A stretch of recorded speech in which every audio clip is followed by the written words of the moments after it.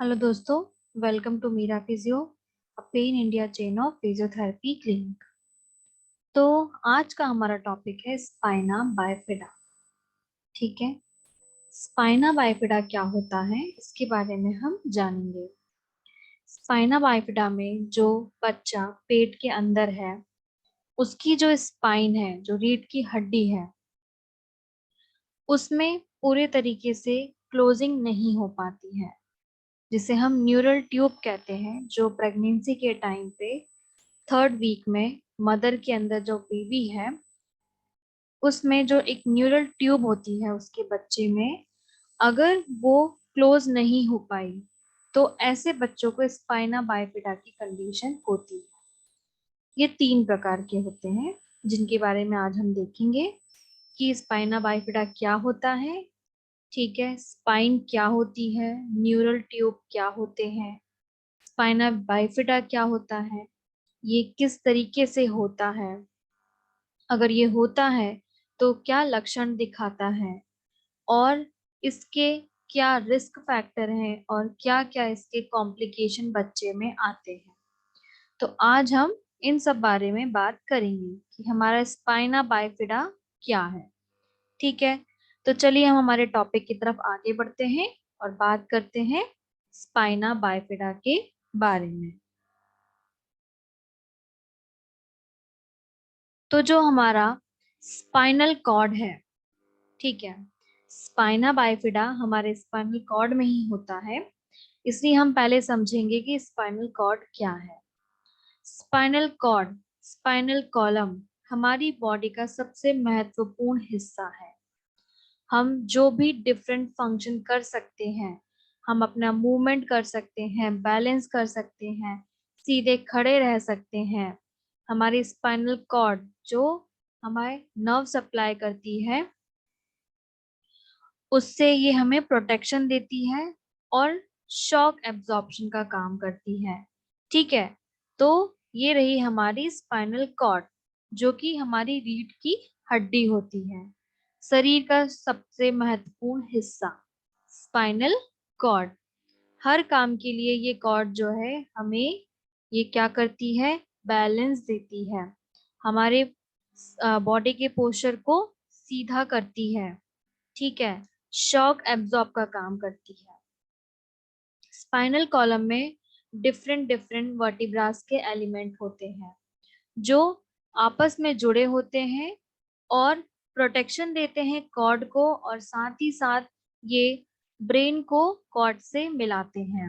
हमारी spinal cord एक ऐसी एकमात्र हड्डी है जो इतना सब कैरी करती है, और साथ में ये ब्रेन के साथ भी जुड़ी रहती है। ठीक है, ये हमारी बॉडी को सेंसेशन देते हैं। ठीक है, और साथ में ये बोन्स, लिगामेंट, मसल्स, इन सब के साथ जुड़े हुए हैं। जो कॉर्ड है इसमें काफी बोन्स जुड़ी हुई हैं, लिगामेंट जुड़े हुए हैं, मसल्स जुड़े हुए हैं, और नर्व्स जुड़ी हुई है जो कि हमारे पीछे से निकल के सामने आ रही हैं। ठीक है, उन्हें मूवमेंट भी प्रदान करवाते हैं। काफी हमारा बॉडी का महत्वपूर्ण हिस्सा जो है वो स्पाइनल कॉर्ड के अंडर काम भी करता है, और उन्हें वो काम करवाने के लिए एक फ्रेमवर्क भी प्रोवाइड करता है। ठीक है, तो जो हमारी स्पाइन होती है उसमें 33 बोन होती हैं जिन्हें हम वर्टिब्रास कहते हैं। ठीक है, 33 बोन से मिलके हमारी वर्टिब्रास बनी होती हैं, जिसमें 5 सेक्शन होते हैं: सर्वाइकल, थोरेसिक, लंबर, सैक्रम और कॉसेक्स। ठीक है, तो जो सर्वाइकल है ये सबसे पहला हिस्सा होता है हमारी वर्टिब्रास का। ये 7 होती हैं जिन्हें हम C1 और C7 कहते हैं। ठीक है, इन्हें नंबर के हिसाब से और इनके नाम के हिसाब से हम इन्हें बोलते हैं। जैसे सर्वाइकल का C लिया, पहले नंबर की C1, दूसरे नंबर की को C2 बोला। ठीक है, जो सर्वाइकल रीजन है ये हमारे स्कल के साथ, खोपड़ी के साथ कनेक्ट होता है। ठीक है, दो जो वर्टिब्रास होती है हमारे स्पाइन की, C1 सीटो, जिन्हें हम एटलास और एक्सिस भी कहते हैं, ये जॉइंट बनाती हैं स्कल के साथ। ठीक है, सर्वाइकल ही सबसे ज्यादा रिस्पॉन्सिबल होता है हमारे गर्दन की मूवमेंट के लिए। प्रोटेक्शन भी ये सबसे ज्यादा देता है हमारी कॉर्ड को, आर्टरीज को, नर्व को, ताकि ये सब वहां हमारे ब्रेन में जा सके। ठीक है, हमारे ब्रेन को सप्लाई मिल सके। आर्टरीज, वेन जो वहां ट्रेवल कर रही है स्पाइन में, उनका पहला हिस्सा ही सर्वाइकल है। सर्वाइकल अगर ब्रेन के साथ जॉइंट नहीं बनाएगा, कनेक्शन नहीं बनाएगा, तो बॉडी का कम्युनिकेशन भी पॉसिबल नहीं हो पाएगा। तो जो हमारा सर्वाइकल है, ये काफी महत्वपूर्ण हिस्सा है हमारी स्पाइन का, और काफी महत्वपूर्ण रोल भी है इसका हमारी बॉडी में। ठीक है, फिर इसके बाद आता है हमारा थोरेसिक। थोरेसिक हमारे चेस्ट के लेवल पे होता है। ठीक है, सर्वाइकल और लंबर वर्टिब्रास के बीच में होता है। ठीक है, इसे भी इसके नाम के हिसाब से और नंबर के हिसाब से बांटा गया है। जैसे कि थोरेसिक का लिया टी, ठीक है, ये 12 है, इसलिए इसे T1, T2 से लेके T12 तक नाम दिया। बहुत सारी जो हमारी थोरेसिक वर्टिब्रास होती हैं, वो रिब केज मिलके बनाती हैं। जो हमारे सामने की पसलियां हम जिन्हें कहते हैं, उनके साथ अटैच होके ये रिब केज बनाती हैं। ठीक है, आगे की पसलियों की हड्डी घूम के पीछे हमारे थोरेक्स में जाके मिलती है, जिनसे एक रिब केज बनता है, रिब जाल बनता है, जिसके अंदर हमारे लंग्स, हार्ट, काफी ऑर्गन जो है वहां पे सेफ रहते हैं, प्रोटेक्शन करते हैं। तो जो हमारा थोरेक्स वाला एरिया है, वो पीछे से हमारे लंग्स के लिए और हमारे हार्ट के लिए प्रोटेक्शन वॉल का भी काम करता है। ठीक है, तो ये हुआ आपका थोरेक्स एरिया। फिर इसके बाद आता है आपका लंबर सेक्शन। ठीक है, अब आपने अभी देखा सर्वाइकल, ये रहा आपका सर्वाइकल और थोरेक्स। सर्वाइकल और लंबर के बीच में थोरेक्स रहता है, थोरेक्स के बाद लंबर आता है। अब हम बात करेंगे लंबर के बारे में। लंबर में 5 बोन होती हैं, ठीक है, जिन्हें नाम के हिसाब से L1, L5 बोला गया है। ये वो एरिया है हमारी स्पाइन का जो नॉन वेट बेयरिंग रहता है। ठीक है, मेन जो वेट बेयर सेक्शन होता है हमारी कमर का, जहाँ सबसे ज्यादा वजन आता है हमारी कमर पे, वो यही एरिया होता है, लंबर एरिया। ठीक है, ये हमारे पेट की पीछे वाली हड्डी होती है, लंबर। फिर आता है सैक्रम। सैक्रम सबसे आखिरी बेस होता है हमारी स्पाइन का। ठीक है, इसमें डिस्क भी नहीं होती है, ये 5 होती है, S1, S2 से लेके S5। ये जो है हमारे कमर की हड्डी जो है हमारे हिप की हड्डी के साथ कनेक्ट होती है सैक्रम सेक्शन से, जिन्हें हम पेल्विक बोन कहते हैं, वो हमारे सैक्रम के साथ कनेक्ट होती हैं। ठीक है, कॉसेक्स सबसे आखिरी वाली हड्डी होती है स्पाइनल कॉलम की, जिसमें 4 वर्टिब्रास होती हैं जो आपस में जुड़ी हुई होती है। ठीक है, ये बहुत छोटी एक पूंछ के आकार का वहां पे मेल बनाती हैं। तो ये था हमारा स्पाइन की 33 वर्टिब्रास, जिनसे मिलके हमारा स्पाइन बनता है। अब आएंगे हमारे स्पाइनल कॉर्ड के पार्ट, कि हमारी वर्टिब्रास में कितने पार्ट होते हैं। सबसे पहला आता है स्पाइनल कॉर्ड। स्पाइनल कॉर्ड जो होता है, इसमें बहुत सारे नर्व्स निकले हुए होते हैं, जो कि सिग्नल्स को लेके जाते हैं। ठीक है, स्पाइनल कॉर्ड से बहुत छोटी छोटी नर्व्स निकली है, बहुत सारी, जो हमारे पूरे बॉडी में फैली हुई है, जो हमें दर्द का, हमारे लेग कहाँ है, आर्म कहाँ है, इन सब का सेंसेशन हमें ब्रेन तक पहुंचाती है हमारी स्पाइनल कॉर्ड। ठीक है, सबसे पहला पार्ट है स्पाइनल कॉर्ड। फिर होती है नर्व रूट। नर्व रूट जो होती है, वो इंफॉर्मेशन के लिए एक रोड का काम करती है। ठीक है, स्पाइनल कॉर्ड और दूसरे बॉडी पार्ट के बीच में एक रास्ता बनाती है नर्व रूट, जो कि सिग्नल्स इंफॉर्मेशन लेके जाके वहां काम करवाने का काम करती है। फिर आती है हमारी वर्टिब्रल बॉडी। एक सिलेंड्रिकल शेप की होती है वर्टिब्रा की बॉडी, जो सबसे ज्यादा वेट झेलती है। फिर आता है लेमिना। फ्लैट प्लेट होती है हमारे वर्टिब्रा की, ठीक है, बाहर की तरफ होती है, और ये क्या करती है, स्पाइनल कॉर्ड को प्रोटेक्शन देती है। ठीक है, हमारे पार्ट हुए spinal cord, nerve root, vertebral body और लेमिना। फिर आता है वर्टिब्रल कैनाल। स्पाइनल कॉर्ड के बीच से ही हमारा वर्टिब्रल कैनाल निकलती है। आगे की तरफ वर्टिब्रल बॉडी और पीछे की तरफ लेमिना से मिलके एक गोल आकार का होल बनता है, जिसमें से हमारी स्पाइनल कॉर्ड निकलती है। फिर आते हैं पेडिकल्स, जो कि लेमिना कनेक्ट करते हैं वर्टिब्रल बॉडी से। फिर आता है हमारा डिस्क। दो वर्टिब्रास के बीच में डिस्क होता है, बहुत टफ और इलास्टिक मटेरियल होता है, ये कुशन का काम करता है डिस्क के लिए। फिर आता है आर्टिकुलर फैसेट। ये वो दो ऐसे हिस्से हैं जो एक दूसरे को वर्टिब्रास से जोड़ते हैं। ठीक है, फिर आती है हमारी प्रोसेस। दो प्रोसेस होती हैं, स्पाइनस प्रोसेस और ट्रांसवर्स प्रोसेस। स्पाइनस प्रोसेस जो होती है उभरा हुआ हिस्सा होता है पीछे की तरफ वर्टिब्रास में, जिसमें मसल्स और लिगामेंट यहाँ पे अटैच होते हैं, मूव कर सकते हैं, स्टेबलाइज करते हैं वर्टिब्रा को। यहाँ पे जो मसल्स और लिगामेंट होते हैं स्पाइनस प्रोसेस के, वो हमारी स्पाइनस को, हमारी स्पाइन को मूव करवाते हैं और स्टेबलाइज करवाते हैं। फिर आता है ट्रांसवर्स प्रोसेस। दो ट्रांसफर प्रोसेस जो होती हैं वो बाहर की तरफ निकली हुई होती है वर्टिब्रा में। इनका भी सेम काम है, मूव और स्टेबलाइजेशन करवाना हमारी वर्टिब्रा का। तो अभी मैंने आपको जितने पार्ट बताए हैं, अब मैं आपको इस चित्र में दिखाती हूँ। सबसे पहले हमने देखा था वर्टिब्रा की बॉडी।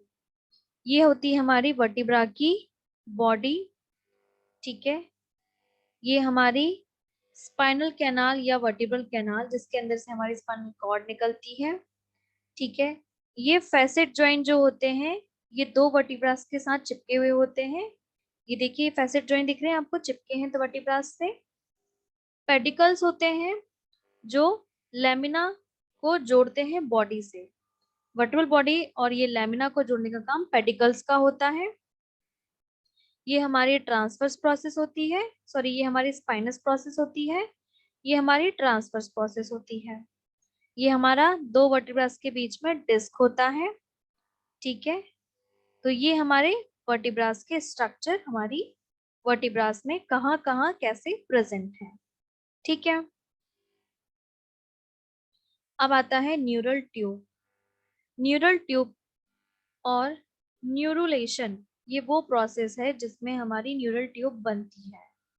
न्यूरुलेशन मतलब होता है कि वो प्रोसेस जिसमें हमारी न्यूरल ट्यूब बने, और जो कि बाद में जाके हमारा ब्रेन और स्पाइनल कॉर्ड बनती है। न्यूरल ट्यूब आगे चल के जब बच्चा पेट में रहता है, उसके बाद जब उसमें डेवलपमेंट आता है, तो ये न्यूरल ट्यूब ही हमारी स्पाइनल कॉर्ड और ब्रेन बनता है।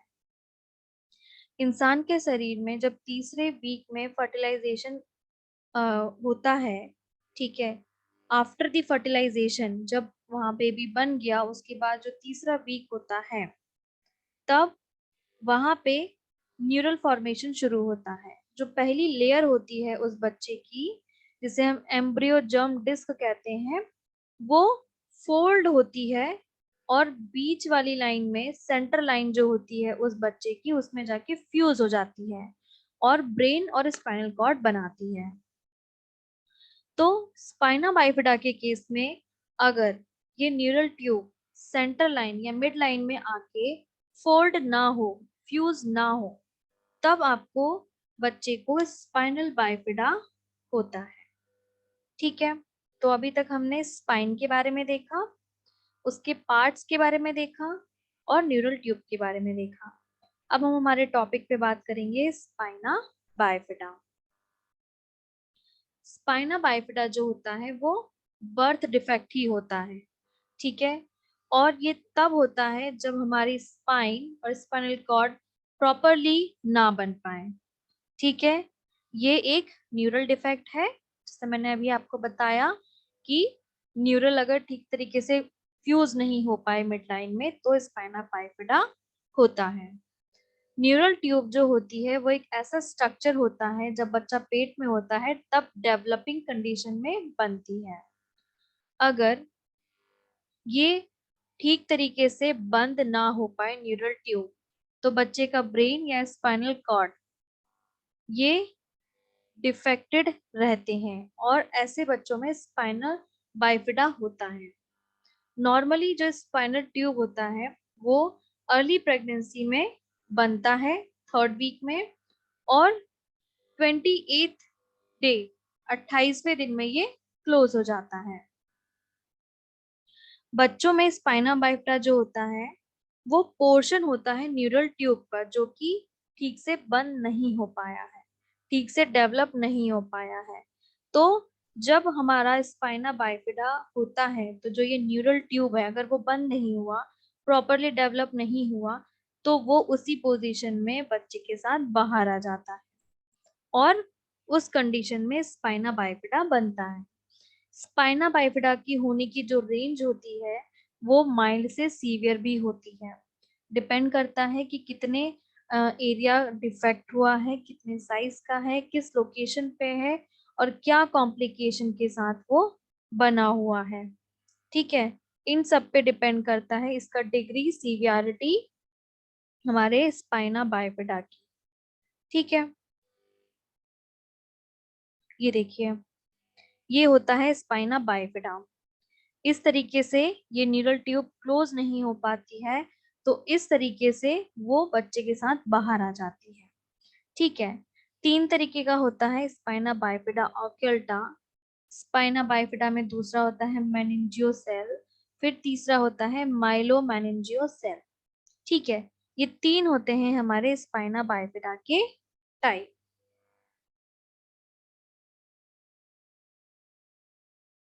अब हम बात करेंगे इनके टाइप के बारे में। तो सबसे पहला था हमारा स्पाइना बाइफिडा ऑक्यूल्टा। इसमें क्या होता है, जो स्पाइना बाइफिडा ऑक्यूल्टा होता है इसका मतलब होता है हिडन, ठीक है। इसमें ये सबसे कम और बहुत ज्यादा कॉमन होता है, ठीक है। अक्सर बच्चों में स्पाइना बाइफिडा ऑक्यूल्टा का टाइप ही देखा जाता है। इसमें क्या होता है कि जो दो हमारी वर्टिब्रास हैं या उनसे ज्यादा वर्टिब्रास जो है, 2 या 2 से ज्यादा वर्टिब्रास के बीच में सेपरेशन हो जाता है, गैप हो जाता है, ठीक है। तो स्टार्टिंग में ऐसे बच्चों में कुछ सिम्टम्स नहीं होते हैं, ठीक है। इवन कभी कभार पता भी नहीं चल पाता है, पर जैसे ही आप इसमें बच्चे का इमेजिंग टेस्ट करवाएंगे, एक्सरे करवाएंगे या एमआरआई करवाएंगे, तो तब ये रिवील होता है कि बच्चे को स्पाइना बाइफिडा है। तो इस तरीके से उसकी जो बच्चे की वर्टिब्रास होती है उनमें गैप आ जाता है बोन बोन में, तो ऐसी कंडीशन को बोलते हैं स्पाइना बाइफिडा ऑकल्टा। कुछ बच्चों में स्पाइना बाइफिडा ऑकल्टा के एरियाज पे हेयर स्ट्रक्चर भी होता है, यानी कि ऊपर की तरफ हेयर्स होते हैं बहुत सारे, ठीक है। फिर आता है हमारा माइलोमेनिंजियो सेल। इसे हम ओपन स्पाइना बाइफिडा कहते हैं और ये बहुत ज्यादा सीवियर भी होता है, ठीक है। हमारा जो स्पाइना बाइफिडा ऑक्यूल्टा था वो क्लोज था, बट हमारा जो माइलोमेनिंजियो सेल है इसमें अब ओपन स्पाइना बाइफिडा होता है जो कि बहुत ज्यादा सीवियर होता है। इसमें क्या होता है, जो हमारी स्पाइनल कैनाल होती है वो वर्टिब्रास के लोअर और मिडिल बैक एरियाज में बाहर आ जाती है। जो हमारी मेम्ब्रेन है, जो स्पाइनल नर्व है, वो धक्का देती है बर्थ के टाइम पे, तो क्या होता है एक थैलीनुमा स्ट्रक्चर बन जाता है जहां पे स्पाइना बाइफिडा डिफेक्ट हो। उस थैलीनुमा स्ट्रक्चर के अंदर spinal nerve, spinal canal tissue, nerves सब उसके अंदर रहती है। ठीक है, ये काफी जानलेवा होता है। ऐसे पेशेंट्स, ऐसे बच्चों में पैरालिसिस और ब्लैडर बॉबल डिस्फंक्शन होते हैं।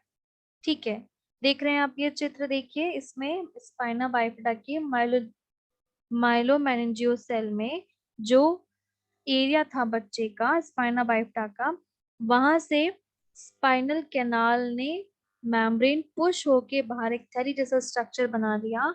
मेनिंजीज भी पुश होके बाहर आ गई।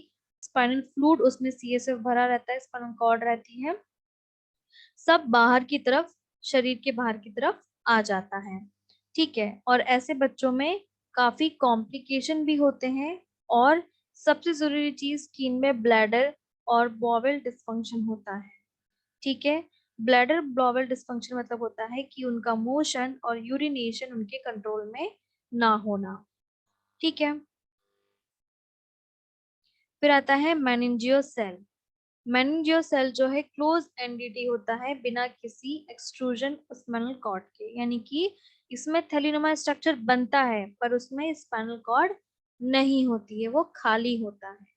तो ये किसी भी एरिया में हो सकता है, सर्वाइकल में, थोरेसिक में, सेक्रल में, कहीं भी हो सकता है। इसमें मोटर डेफिसिट यानी कि पैरालिसिस जैसी कंडीशन जो होती है वो कम होती है, पर जो ब्रेन के एनोमलीज होती है वो ज्यादा होती है। ठीक है, ऐसे पेशेंट में लर्निंग डिफेक्ट हो सकते हैं, कंसंट्रेशन डिफेक्ट हो सकते हैं। ऐसे बच्चों पे ब्रेन पे ज्यादा असर पड़ता है, ना कि मोटर स्किल्स पे। ठीक है, तो हमारे स्पाइना बाइफिडा के 3 टाइप होते हैं, स्पाइना बाइफिडा ऑक्यूल्टा, माइलोमेनिंजियोसेल और मेनिंजियोसेल। ये 3 टाइप होते हैं हमारे स्पाइना बाइफिडा ऑक्यूल्टा के। ठीक है, अब इसके हम देखेंगे कॉज, कारण, कि वो कौन से कारण हैं जिनके कारण स्पाइना बाइफिडा जैसी कंडीशन बनती है। ठीक है, कुछ डॉक्टर्स का ऐसा मानना है कि जो जेनेटिक कॉम्बिनेशन उसके कारण स्पाइना बाइफिडा होता है। न्यूट्रिशनल और एनवायरमेंटल फैक्टर भी जो होते हैं इसमें इन्वॉल्व होते हैं। अगर विटामिन 9 यानी कि फॉलेट की डेफिशिएंसी हो जाए मदर में, तो ऐसे बच्चों में स्पाइना बाइफिडा होता है। या फैमिली हिस्ट्री में स्पाइना बाइफिडा हो तो, या न्यूरल ट्यूब डिफेक्ट हो तो इसका एग्जैक्ट कॉज अननोन है। इसे माना गया है कि जेनेटिक कॉम्बिनेशन गलत हो जाने के कारण स्पाइना बाइफिडा डेवलप हो जाता है। न्यूट्रिशन ठीक से ना मिल पाए, इन्वायरमेंट अच्छा ना हो, फैमिली हिस्ट्री हो, या डेफिशिएंसी हो विटामिन B9 की, तो स्पाइना बाइफिडा जैसी कंडीशन डेवलप होती हैं। ठीक है, अब हम बात करेंगे कि क्या लक्षण दिखते हैं स्पाइना बाइफिडा में। स्पाइना बाइफिडा ऑक्यूल्टा में जिस जगह पे 3 टाइप है, तीनों के हम अलग अलग लक्षण देखेंगे। स्पाइना बाइफिडा ऑक्यूल्टा जिन्हें होता है उस एरिया में डिप्रेशन या डिंपल बनता है। ठीक है, गड्ढा नुमा आकार वहां पे होता है, बाल होते हैं उस एरिया पे, और फैट, सॉफ्ट फैटी डिपॉजिट होते हैं, यानी कि मुलायम जगह होती है वो, वहां पे फैटी एरिया होता है, बहुत ज्यादा सॉफ्ट फैटी एरिया हो जाता है। पॉट वाइन नेवी होता है। ठीक है, ऐसे बच्चों में उस जगह पे पॉट वाइन नेवी होता है, यानी कि डीप रेड पर्पल कलर का मॉक्यूलर लीजन बन जाता है वहां, कुछ इस तरीके का। ठीक है, ये देखिए इस तरीके का वहां पे पैचेस होते हैं जिन्हें हम कहते हैं पॉट वाइन नेवी। तो स्पाइना बाइफिडा ऑक्यूल्टा के बच्चों में उस जगह पे गड्ढानुमा आकार रहेगा, बहुत सॉफ्ट फैटी डिपोजिशन रहेगा, काफी बाल रहेंगे, और इस तरीके का पॉट वाइन नेवी स्ट्रक्चर वहां पे बना हुआ रहेगा। फिर आता है स्पाइना बाइफिडा मेनिंजियोसेल। ठीक है, तो इनमें थैलीनुमा स्ट्रक्चर जो है वो बाहर आ गया होगा, स्किन के बाहर, हमारी स्पाइन के साथ साथ स्किन के बाहर, लेकिन मेनिंजियोसेल में स्पाइनल कॉर्ड उसके अंदर नहीं होती है। ठीक है। ऐसे बच्चों में न्यूरोलॉजिकल डेफिसिट नहीं प्रेजेंट होते हैं, सिर्फ बॉवेल और ब्लैडर इनकंटिन्यूस प्रेजेंट होता है। ठीक है, पर वो भी डिपेंड करता है कि किस लेवल का लीजन है। अगर सर्वाइकल लंबर में होता है तो ऐसे बच्चों को ब्लैडर बॉवेल डिस्फंक्शन नहीं होते हैं, पर अगर लंबर रीजन पे है तो ब्लैडर बॉवेल डिस्फंक्शन इन्हें ऐसे बच्चों को होते हैं। ठीक है, तो एक थैलीनुमा स्ट्रक्चर बाहर आ जाता है शरीर के। ठीक है, और इसमें कोई न्यूरोलॉजिकल डेफिसिट नहीं होते हैं, सिर्फ ब्लैडर और बॉवल डिस्फंक्शन देखने को मिलता है हमें मेनिंजियो सेल में। मेनिंजियो सेल के अंदर स्पाइनल कॉर्ड नहीं होती है, सिर्फ एक थैलीनुमा स्ट्रक्चर होता है ये। फिर आता है स्पाइना बाइफिडा माइलो मेनिंजियो सेल। ठीक है, तो इसमें बच्चा स्पास्टिक या फ्लैसिड पैरालिसिस में जा सकता है, यानी कि उसकी मसल्स या तो बहुत थुलथुली होंगी और या बहुत टाइट होंगी और उनमें पैरालिसिस होगा। ठीक है, ब्लैडर इनकंटिनेंस यानी कि उसकी यूरिन पे उसका कोई कंट्रोल नहीं होगा। मस्कुलोस्केलेटन डिफॉर्मिटी जैसे कि स्कोलियोसिस, रीढ़ की हड्डी का टेढ़ा हो जाना, हिप का डिसलोकेशन, एक हिप डिसलोकेट होके आना, क्लब फुट और हिप नी कॉन्ट्रैक्चर्स जैसी चीजें होना। इस तरीके से देखिए ऐसे बच्चों में ये जो इनका स्पाइन होता है वो टेढ़ा आता है स्कोलियोसिस के साथ। बच्चे के पैर इस तरीके से अंदर की तरफ मुड़े हुए आते हैं, क्लब फुट की कंडीशन। हिप डिसलोकेशन यानी कि हिप जो होता है वो अपनी जगह से हिला हुआ रहता है। ठीक है, तो इस तरीके के मस्कुलोस्केलेटल डिफॉर्मिटीज ऐसे बच्चों में देखी जाती हैं। हाइड्रोसिफिलिस भी ऐसे बच्चों में देखने को मिलता है, यानी कि बच्चे का जो ब्रेन होता है, जो दिमाग होता है, वो नॉर्मल आकार से बड़ा आता है। ठीक है, स्पेशली टाइप 1 टाइप 2। ठीक है, ट्रंक हाइपोटोनिया यानी कि जो ट्रंक की मसल्स होती हैं वो बहुत ज्यादा टोन्ड रहती हैं, और ऐसे बच्चों में पोस्चरल रिएक्शन भी बहुत लेट आते हैं।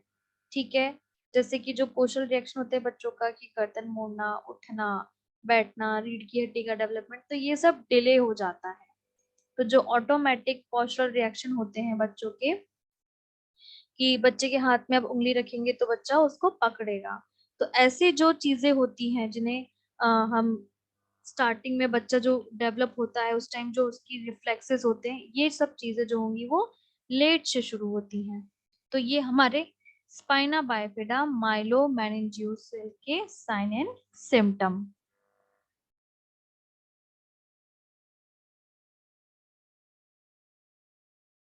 तो जिन बच्चों में स्पाइना बाइफिडा होता है उनके जो सिम्टम्स होते हैं वो हमेशा माइल्ड टू सीवियर होते हैं और डिपेंड करते हैं कि कितनी वैरायटी का उनको, किस रेंज का उन्हें डिफेक्ट हुआ है।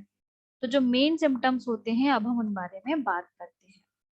सबसे पहला आता है कॉग्निटिव सिम्टम्स। ठीक है, स्पाइना बाइफिडा आपको होता है ड्यू टू दी प्रॉब्लम आपके डेवलपिंग स्पाइन या स्पाइनल कॉर्ड में। ठीक है, जो कि इसके अफेक्ट जो होते हैं ब्रेन के डेवलपमेंट में भी इफेक्ट डालते हैं, जैसे कि मेमोरी, कुछ याद रखना, कुछ नया सीखना, किसी चीज पे ध्यान लगाना, किसी चीज को समझना, लैंग्वेज समझना, लैंग्वेज बोलना, इन सब चीजों में इन्हें बहुत दिक्कतें होती हैं। ऐसे बच्चे जब बड़े होते हैं, डेवलप होते हैं, तो इन्हें याद रखने में दिक्कत होती है, इन्हें कुछ नया सीखने में दिक्कत होती है, ये अपना कंसंट्रेशन नहीं लगा सकते हैं किसी एक चीज पे, किसी चीज को आसानी से नहीं समझ पाते हैं, लैंग्वेज में भी इशू होता है। ठीक है, ऐसे बच्चों में डिफिकल्टी होती है कॉम्प्लेक्स मोटर में, जैसे कि ऐसे बच्चे जो होते हैं इनका जो देखने की क्षमता होती है वो अच्छी नहीं होती है। ठीक है, और जैसे ऐसे बच्चे जो कंसंट्रेशन वाले काम होते हैं, जैसे जूते की लेस बांधना, ऐसे कॉम्प्लेक्स मोटर जिसमें आपको झुकना है, हाथों का भी इस्तेमाल है, पैरों का भी इस्तेमाल है, और दिमाग का भी इस्तेमाल है कि कैसे लेस बांधना है, तो ऐसे जो कॉम्प्लेक्स मोटर स्किल होते हैं, जो डिफिकल्ट टास्क होते हैं वो नहीं कर पाते हैं। ठीक है, फिजिकल कोऑर्डिनेशन भी नहीं हो पाता है। 10 में से 6 बच्चे जो स्पाइना बाइफिडा के साथ पैदा होते हैं उनका इंटेलिजेंस लेवल जो होता है वो तो नॉर्मल होता है। ठीक है, बस उनमें लर्निंग डिसेबिलिटी ज्यादा होती है। ठीक है, इंटेलिजेंट वो बहुत ज्यादा होते हैं, काफी अच्छी पावर होती है, बट अगर कुछ नया सीखना है या कुछ नया लर्निंग प्रोसीजर है तो उसमें इन्हें बहुत दिक्कतें होती हैं।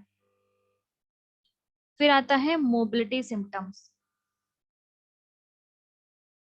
जो स्पाइनल कॉर्ड होती है वो हमें क्या करवाती है कि इंफॉर्मेशन ट्रेवल करवाती है, वो ऊपर से नीचे की तरफ और नीचे से ऊपर की तरफ कंट्रोल करती है हमारे मसल्स के मूवमेंट की और जॉइंट्स के मूवमेंट को। ठीक है, जो स्पाइनल कॉर्ड और जो नर्व होती है वो कुछ सर्टेन टाइप के जो स्पाइनल बाइफिडा हैं उनके साथ मिलके प्रॉब्लम क्रिएट करती है, मसल्स में भी और जॉइंट्स मूवमेंट में भी। ठीक है, क्योंकि सारा कंट्रोल हमारी मसल्स का, हमारे जॉइंट्स का, सारा कंट्रोल हमारे स्पाइनल कॉर्ड के पास है। तो अगर स्पाइनल कॉर्ड और नर्व इनमें ही डिफेक्ट हो जाएगा तो ऐसे में मसल्स कंट्रोल और जॉइंट मूवमेंट में दिक्कतें पैदा होंगी। ठीक है, कुछ केसेस जैसे कि पैरालिसिस हो जाना मसल्स का, जिसके कारण की बोन जो होती है वो कुछ मिश शेप में बन के बाहर आना, स्पेशली पैर। ठीक है, ऐसे बच्चों में क्लब फुट होता है, जैसे मैंने अभी आपको दिखाया था, पैर टेढ़े होके पैदा होते हैं। स्कॉलियोसिस भी होता है, कमर टेढ़ी हुई रहती है।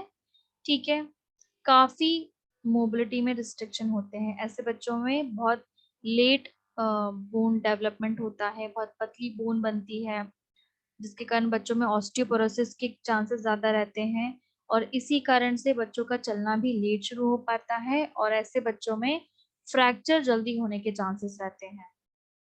तो ऐसे बच्चे जिन्हें स्पाइना बाइफिडा है उनके मसल्स में, मसल्स कंट्रोल में दिक्कत होगी, जॉइंट के मूवमेंट में दिक्कत होगी।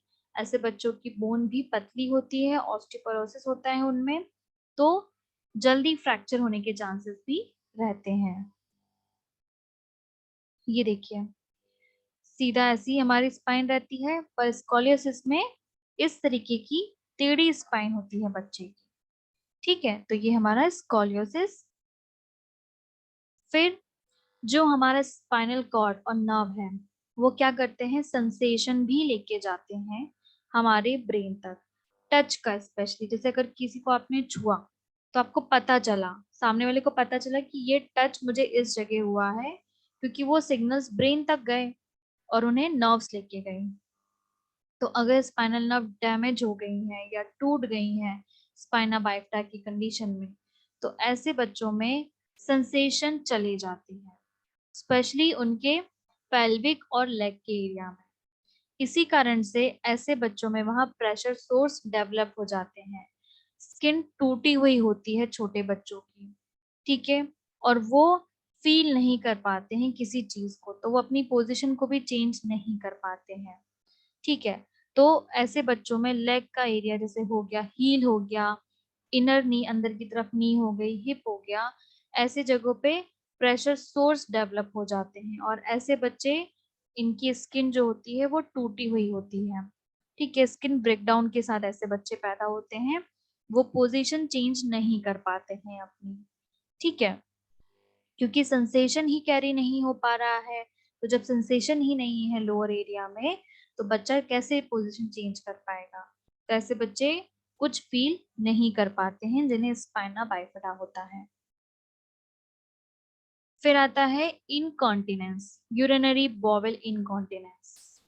जो नर्व ट्रैवल करती है स्पाइनल कॉर्ड से, वो सप्लाई करती है हमारे ब्लैडर और बॉवल को भी, जहां हमारा यूरिन भी है, स्टूल भी होता है। ठीक है, तो जो मसल्स इन ऑर्गन को प्रोटेक्ट करती है, कॉन्ट्रैक्ट करवाती है यूरिन के लिए, स्टूल के लिए, उनमें सिग्नल ही नहीं जाते हैं। तो ऐसे बच्चों को कुछ डिग्री का यूरिनरी इनकॉन्टिनेंस या बॉवल इनकॉन्टिनेंस रहता है। ठीक है, जो यूरिन और बॉवल के आसपास की मसल्स है, ब्लैडर और बॉवल के आसपास की मसल्स है, अगर वो प्रॉपर कॉन्ट्रैक्ट ही नहीं हो पाएंगी, प्रॉपर उनका काम नहीं हो पाएगा, तो वो क्या करेंगी, सिग्नल्स नहीं भेज पाएंगी ब्रेन को, और अनकंट्रोल्ड काम करेंगी, तो कभी भी यूरिन पास हो जाएगा, कभी भी स्टूल निकल जाएगा। तो ऐसे बच्चों में डिपेंड करता है कि किस डिग्री का उन्हें स्पाइना बाइफिडा हुआ है और किस लेवल पे हुआ है। तो अगर वो लंबर एरिया के रीजन में होता है तो ऐसे बच्चों में ही इनकॉन्टिनेंस होता है। ठीक है।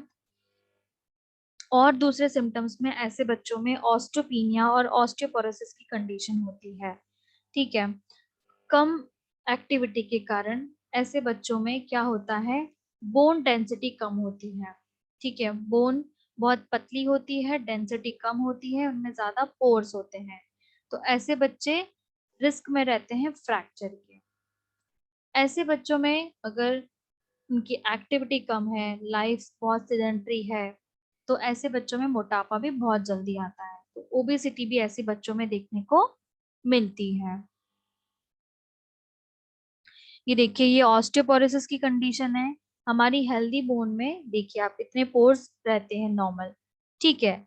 बट ऑस्टियोपोरोसिस की कंडीशन में ये पोर्स जो होते हैं बड़े होते हैं, मर्ज हो जाते हैं एक दूसरे के साथ। तो ऐसे बच्चों में बहुत ज्यादा चांसेस होते हैं फ्रैक्चर होने के, क्योंकि पोर्स इतने बड़े हैं कि फ्रैक्चर इजिली हो जाता है। अब हम बात करेंगे इसके रिस्क फैक्टर के बारे में। जब स्पाइना बाइफिडा के क्या क्या रिस्क फैक्टर है। स्पाइना बाइफिडा जो होता है वाइटिश और हिस्पैनिक्स जो कंट्रीज हैं वहां सबसे ज्यादा कॉमन होता है। और जो फीमेल्स बेबी होते हैं उनमें बहुत ज्यादा होता है। मेल्स बेबीज में ये कम देखने को मिलता है। ठीक है। बट इसके कुछ रिस्क फैक्टर जो हैं जिन कारण से ये हो सकता है, ऐसे अजम्पशन है कि इन कारणों से हो सकता है, क्योंकि इसका एग्जैक्ट कॉज नहीं पता है। तो उस चीज के लिए ही क्या क्या रिस्क फैक्टर हैं, अब हम उनके बारे में बात करते हैं। जैसे कि सबसे पहला है हमारा फॉलेट डेफिशिएंसी। फॉलेट जो कि नेचुरल फॉर्म होता है विटामिन B9 का, बहुत जरूरी होता है बच्चे की डेवलपमेंट के लिए। इसका जो सिंथेटिक फॉर्म होता है वो हमें सप्लीमेंट से या फोर्टिफाइड फूड से भी मिलता है, जिसमें रैपर पे लिखा रहता है फॉलिक एसिड। ठीक है। इसका सिंथेसाइज्ड फॉर्म होता है, जो हम सप्लीमेंट भी मिलते हैं फॉलिक एसिड के, और फोर्टिफाइड फूड भी रहते हैं। आप कई फूड पे देखेंगे रैपर पे लिखा रहता है फॉलिक एसिड इतना है इतना है। तो अगर मदर को फॉलिक एसिड की डेफिशिएंसी हो गई है तो ऐसे बच्चों में जो न्यूरल ट्यूब होता है वो क्लोज नहीं हो पाता है। तो ऐसे बच्चों में रिस्क होता है स्पाइना बाइफिडा होने का। ठीक है। तो अगर प्रेगनेंसी के टाइम पे फॉलिक डेफिशिएंसी हो गई है मदर को, तो ऐसे बच्चों में ये न्यूरल ट्यूब जो होती है वो क्लोज नहीं हो पाती है और वो कंडीशन स्पाइना बाइफिडा में कन्वर्ट हो जाती है।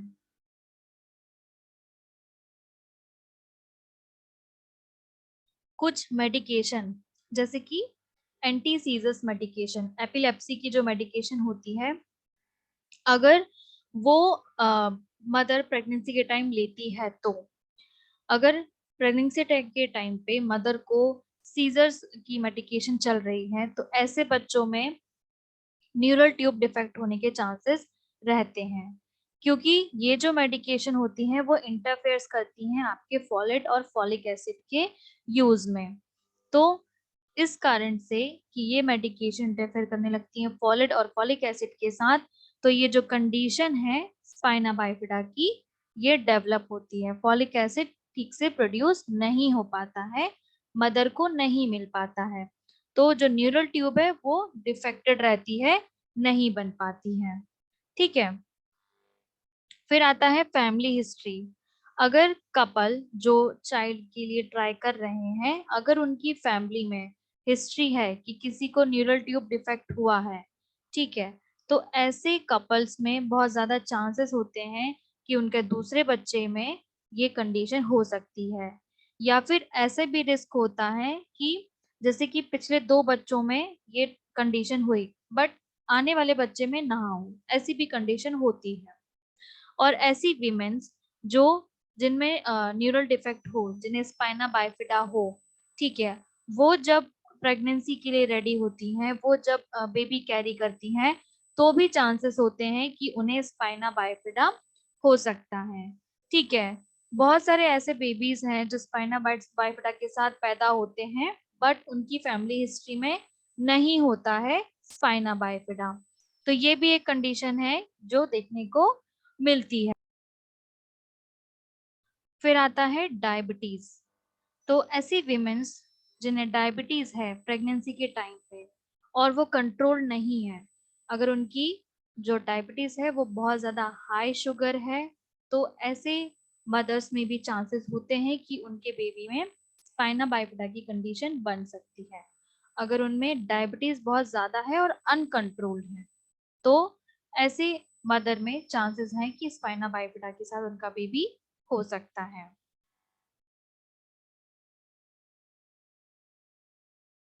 फिर आता है ओबेसिटी। प्रेगनेंसी के टाइम पे अगर मदर बहुत ज्यादा ओबेस है, बहुत ज्यादा हेल्थ है, तो ऐसे में चांसेस होते हैं कि उनकी जो न्यूरल ट्यूब है उसमें डिफेक्ट हो, ठीक है, और वो कंडीशन आपकी स्पाइना बाइफिडा में कन्वर्ट हो जाती है। फिर आता है increase body temperature.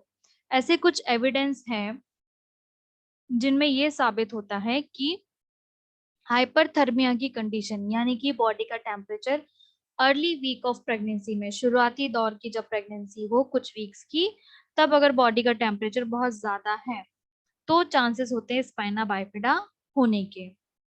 Body temperature fever के कारण या हॉट टब बाथ के कारण, सबके कारण बढ़ सकता है, बट स्पेशली अगर कोर एरिया में जहाँ बेबी प्रेजेंट है उस एरिया का अगर बहुत ज्यादा टेम्परेचर है तो ऐसे बच्चे भी रिस्क में होते हैं कि उन्हें स्पाइना बाइफिडा हो सकता है। अब हम बात करेंगे इसके कॉम्प्लिकेशन के बारे में कि क्या क्या कॉम्प्लिकेशन ऐसे बच्चों में देखने को मिलते हैं। स्पाइना बाइफिडा में मिनिमल सिम्टम से लेके माइनर फिजिकल डिसेबिलिटी होती है, बट ये फिजिकल डिसेबिलिटी जो होती है काफी सीवियर होती है।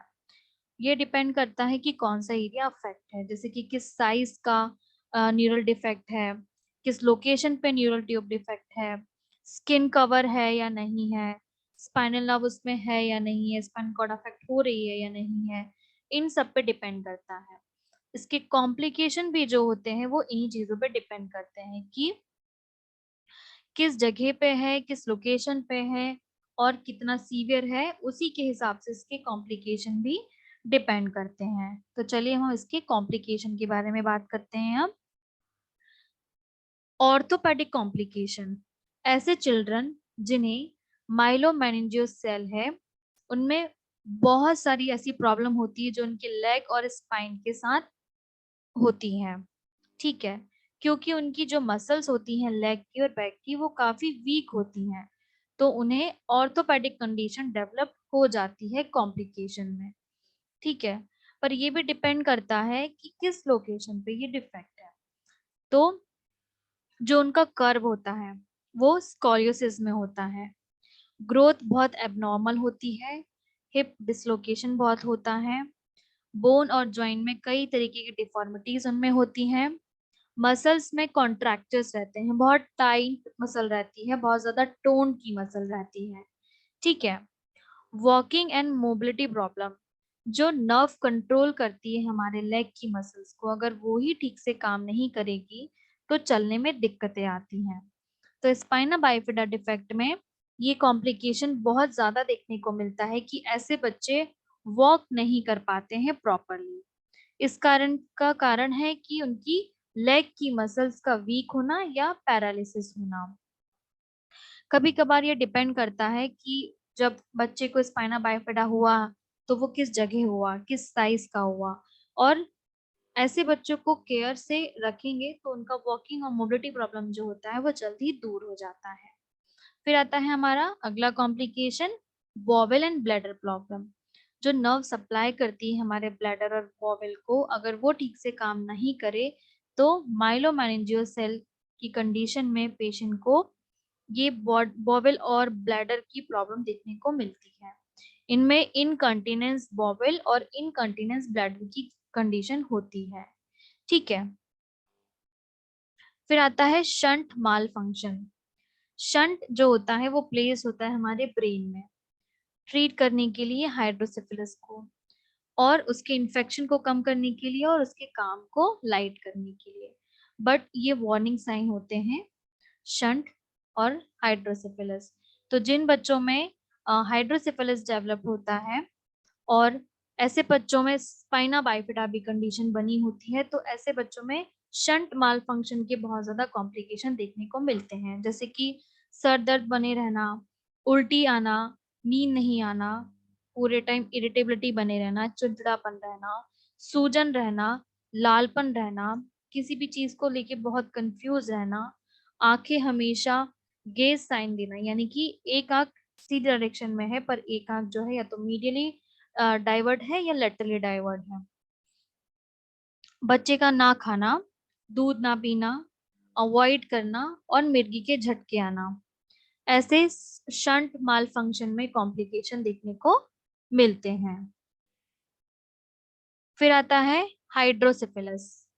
जो बच्चे माइलोमेनिंजियोसेल के साथ पैदा होते हैं उनमें जनरली जो सीएसएफ फ्लूइड होता है ब्रेन का, वो ब्रेन में डिपॉजिट होने लगता है, तो इस कंडीशन को हाइड्रोसिफिलिस कहते हैं। तो ये भी एक कॉम्प्लिकेशन देखने को मिलता है। फिर आता है कायरी मालफॉर्मेशन टाइप 2। ये बहुत कॉमन ब्रेन एब्नॉर्मलिटी होती है बच्चों के ब्रेन में जिन्हें स्पाइना बाइफिडा होता है। इसमें जो बच्चों की ब्रेन स्टेम होती है, जो लोअर पार्ट होता है ब्रेन का, ठीक है, अपने स्पाइनल कॉर्ड के ऊपर का हिस्सा जो है वो बहुत ज्यादा बड़ा हो जाता है और उसकी पोजीशन नीचे की तरफ हो जाती है, जिस कारण से ऐसे बच्चों में सांस लेने में और खाना निगलने में दिक्कतें देखने को मिलती हैं। इसे सर्जरी से इसका प्रेशर रिलीव करके इसे निजात पाया जा सकता है। ये देखिए हाइड्रोसिफिलिस, ये हमारे ब्रेन में नॉर्मल सीएसएफ रहता है। हाइड्रोसिफिलिस के केस में ये जो सीएसएफ है वेंट्रिकल्स में बहुत ज्यादा बढ़ जाता है, जिससे हमारे ब्रेन पे प्रेशर पड़ने लगता है। इससे काफी बच्चों में दिक्कतें देखने को मिलती हैं, काफी सीवियर दिक्कतें देखने को मिलती हैं। फिर आता है हमारा कायरी मालफॉर्मेशन। तो ये देखिए आप, ये जो हमारा स्पाइनल कॉलम होता है, स्पाइनल कॉर्ड जो होता है, वो बहुत ज्यादा उभरा हुआ प्रोट्रूडेड होके बच्चा पैदा होता है, जो प्रेशर क्रिएट करता है आपके ब्रेन पे। तो ये दो कॉम्प्लिकेशन होते हैं, हाइड्रोसिफिलिस और कायरी मालफॉर्मेशन। फिर आता है इन्फेक्शन हो जाना ब्रेन के सराउंडिंग वाली मेम्ब्रेन में, मेनिंजाइटिस हो जाना, जो हमारे ब्रेन के प्रोटेक्शन के लिए और स्पाइन के प्रोटेक्शन के लिए उसके ऊपर लेयर्स होती है जिन्हें हम मेनिंजीज कहते हैं। तो अगर ऐसे बच्चे जिन्हें स्पाइना बाइफिडा है उनमें इसमें इन्फेक्शन होने के चांसेस होते हैं, जिस कारण से ये कंडीशन बहुत जानलेवा भी बनती है। फिर आता है थेथर्ड स्पाइनल कॉर्ड। इस कारण से स्पाइनल नर्व जो होती है वो चिपक जाती है स्पाइनल कॉर्ड के साथ, स्कार बना लेती हैं। ठीक है, स्पाइनल कॉर्ड जो होती है कम ग्रो होती है और इसमें साथ ही कैनाल जो होती है वो चिपक जाती है। तो इस कंडीशन में जो लेग होते हैं उनमें कमजोरी हो जाती है, मसल फंक्शन नहीं कर पाती है, बॉवल और ब्लैडर डिस्फंक्शन देखने को मिलते हैं। ठीक है, इस तरह से देखिए ये जो 3 लेयर होती है हमारे स्किन की इन्फेक्टेड हो जाती हैं। ठीक है, तो ये इन्फेक्शन आ जाता है, ये भी बहुत ज्यादा जानलेवा कंडीशन होती है। थेटर्ड में क्या होता है, ये देखिए हमारी स्पाइनल कॉर्ड जो है, स्पाइनल कैनाल इजिली नीचे आ रही है टेलबोन तक, बट ऐसे बच्चों में जिनमें थेटर्ड स्पाइनल कॉर्ड की कंडीशन है, इसमें जो स्पाइनल कॉर्ड है वो चिपक जाती है कैनाल के साथ, स्कार टिश्यू वहां पे डेवलप हो जाते हैं, तो ये कॉम्प्लिकेशन भी काफी जानलेवा होता है। फिर आता है हमारे next is sleep disorder breathing. जब बच्चा सोता है या स्पाइना बाइफिडा के जो अडल्ट होते हैं वो जब सोते हैं तो उन्हें स्लीप एपनिया होता है, स्लीप डिसऑर्डर होते हैं। ठीक है, नींद नहीं आती है, सांस नहीं आती है, जब बच्चा सोता है तो बहुत सांस रुकती है। ठीक है, तो इस तरीके के स्लीप डिसऑर्डर बच्चों में देखने को मिलते हैं। स्किन प्रॉब्लम भी देखने को मिलती हैं। स्पाइना बाइफिडा के बच्चे में पंजे, लेग, बटक्स और बैक पे घाव रहते हैं। ठीक है, ब्लिस्टर्स, सोर बन जाते हैं। सोर्स और ब्लिस्टर जो होते हैं काफी गहरे हो जाते हैं, इन्फेक्शन करते हैं और कभी कभार बहुत ज्यादा डीप इफेक्ट करते हैं बच्चे की स्किन को। अगर स्किन पे सोर्स आ गए हैं, अल्सर आ गए हैं, तो वो डीपली जाते जाते हैं, अगर उनसे टाइम पे देखा ना जाए तो वो बहुत ज्यादा डीपली इन्वॉल्व कर देते हैं मसल्स को। तो ये सबसे ज्यादा खतरनाक होते हैं उनके बेड सोर्स। फिर होता है लेटेक्स एलर्जी। जो बच्चे स्पाइना बाइफिडा के साथ पैदा होते हैं उनमें बहुत ज्यादा हाई रिस्क होता है लेटेक्स एलर्जी का। Latex means rubber latex product. तो अगर मदर की डिलीवरी रबर के प्रोडक्ट के साथ हुई है तो ऐसे कुछ स्पाइना बाइफिडा के बच्चे होते हैं जिन्हें उससे एलर्जी रहती है। लेटेक्स एलर्जी में उनके शरीर पे रैसेस होंगे, बार बार छींक आएगी, खुजली होगी, नाक से पानी निकलेगा, ठीक है, आंखों से पानी निकलेगा। तो इस तरीके की चीजें देखने को मिलती हैं। ये काफी जानलेवा कंडीशन होती है, ठीक है। फिर इसमें एनाफाइलेक्सिया भी देखने को मिलता है लेटेक्स एलर्जी वाले बच्चों में, कि उनके चेहरे पे और एयरवेज जहाँ से वो सांस लेते हैं उस जगह पे सूजन आ जाना, जिस कारण से सांस लेने में दिक्कत आना। तो जैसे लेटेक्स फ्री ग्लव्स इक्विपमेंट अगर डिलीवरी के टाइम पे यूज हो रहे हैं तो स्पाइना बाइफिडा के केस के बच्चों में ये अवॉइड करना चाहिए, ठीक है। फिर दूसरे कॉम्प्लिकेशन होते हैं, जैसे कि जो बच्चे स्पाइना बाइफिडा के साथ पैदा होते हैं और धीरे धीरे बड़े होते जाते हैं तो उनमें यूरिनरी ट्रैक्ट इन्फेक्शन देखने को मिलता है, गैस्ट्रो इंटेस्टिनल बी डिसऑर्डर या डिप्रेशन देखने को मिलता है। ऐसे बच्चे जो माइलो मेनिंजियो सेल के साथ डेवलप होते हैं उनमें लर्निंग के साथ बहुत डिसेबिलिटी होती है, वो कुछ नहीं सीख पाते हैं जल्दी। अटेंशन में भी इनको दिक्कत होती है और मैथ्स रीडिंग इन सब में उन्हें बहुत दिक्कत देखने को मिलती है। तो ये उनके अदर कॉम्प्लिकेशंस। तो ये रहा हमारा आज का टॉपिक स्पाइना बाइफिडा, जिसमें हमने आज स्पाइन के बारे में जाना, स्पाइना बाइफिडा के बारे में जाना, कैसे होता है ये जाना, और इसमें क्या क्या लक्षण दिखते हैं और क्या कॉम्प्लिकेशन आते हैं हमने ये सब जाना। तो मैं आशा करती हूँ कि आपको ये पसंद आया हो, आप स्वस्थ रहें और हेल्दी रहें। Thank you so much.